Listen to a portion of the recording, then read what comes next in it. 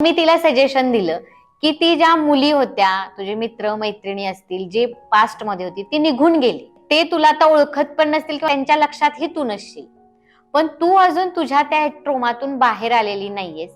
तर अगोदर तू self love कर, की तुझ्याकडे काय आहे हे चेक कर. जसं मी हँडरायटिंग मध्ये तुला सांगितलेलं आहे की तू खूप छान स्पीच देऊ शकतीस, रिसर्च खूप चांगला करू शकतीस, तर त्याद्वारे तू खूप तुझी पर्सनॅलिटी छान घडवू शकतेस.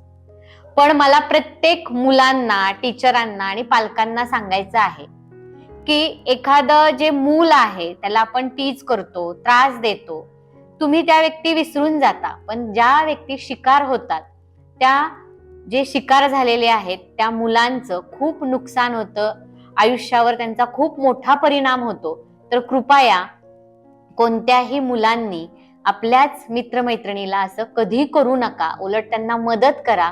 आणि जर खरंच त्यांच्यात कोणती डिसेबिलिटी असेल तर तुम्ही त्यांना मदत करा आणि त्यांचा कॉन्फिडन्स कसा वाढेल याकडे नक्कीच लक्ष द्या. हा व्हिडिओ तुम्हाला कसा वाटला ते नक्की कळवा आणि आपल्या मित्रमैत्रिणींना आणि शिक्षकांनाही शेअर करा. धन्यवाद. शेअर करा, लाईक करा आणि सेव्ह करायला विसरू नका.